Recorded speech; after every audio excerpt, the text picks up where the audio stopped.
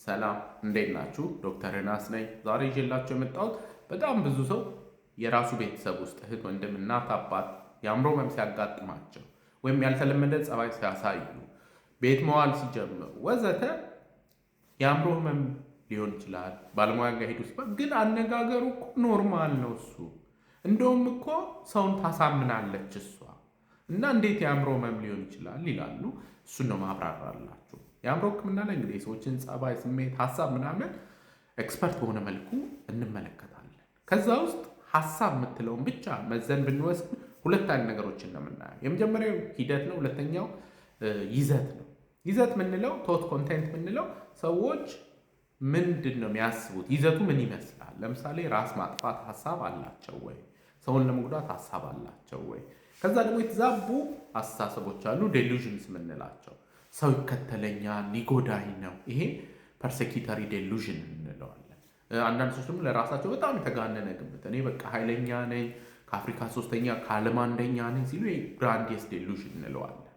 ሌሎችም አሉ። አንዳንዶቹ ለምሳሌ እግሬ ይሸታል ይላሉ፣ እግራቸው ሳይሸት ሰውነቴ ጠረን አለው፣ አፌ ይሸታል ምናምን ይላሉ። እነዚህ ዴሉዥን አይነቶች ናቸው።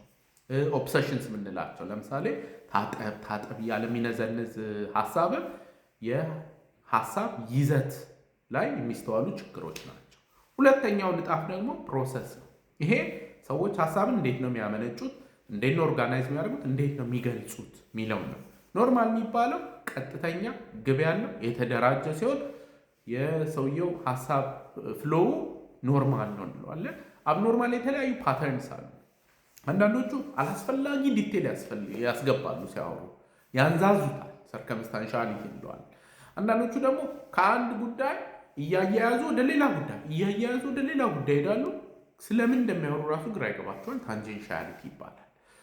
አንዳንዶቹ ደግሞ ማይገናኝ ነገር ነው የሚያወሩት። ይሄ ሉዝኒንግ ኦፍ አሶሲዬሽን ወይም ዲሬልመንት ይባላል። ኤኒዌይ ግን አንድ ሰው የይዘት ችግር ኖሮበት አወራሩ ግን በቃ ደስ የሚል ሊሆን ይችላል። ስለዚህ ይሄ የአእምሮ ህመም ምልክት ነው። ንግግሩ፣ አወራረዱ ምናምን ኖርማል ነው፣ ሰውን ሊያሳምን ይችላል።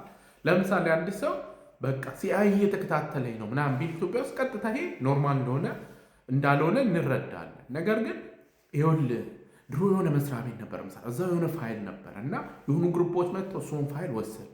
ከዛ እሱ እነንትና ጋር ደረሰ፣ እነንትና አሁን እኔን ይከተሉኛል ሲል ያስረዳል። ፐርሱዌሲቭ ነው፣ ግን ስቲል ኮንቴንቱ ይዘቱ ዴሉዥናል ነው።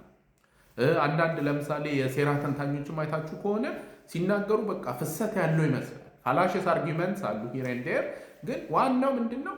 እኔ በቃ በጣም እናንተ ያልገባችሁ እኔ ማውቀው ነገር አለ፣ ስለዚህ እኔ በጣም እውቀት አለኝ፣ ከዛ ሬስኪው አደርጋችኋለሁ፣ ከዛ ደግሞ የሆኑ ሴራዎች አሉ ምናምን ሚል ሙድ ማለት ነው። ፓራኖይድ ነው ይዘቱ።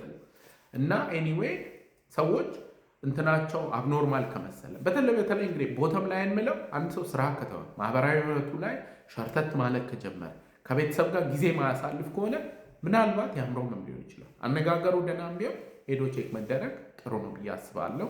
ለዛሬ ይዤላችሁ የመጣሁት እንግዲህ ይህንን ይመስላል። ሁልጊዜ እንደምለው ያለ አእምሮ ጤና የለም። ደህና ሁኑ።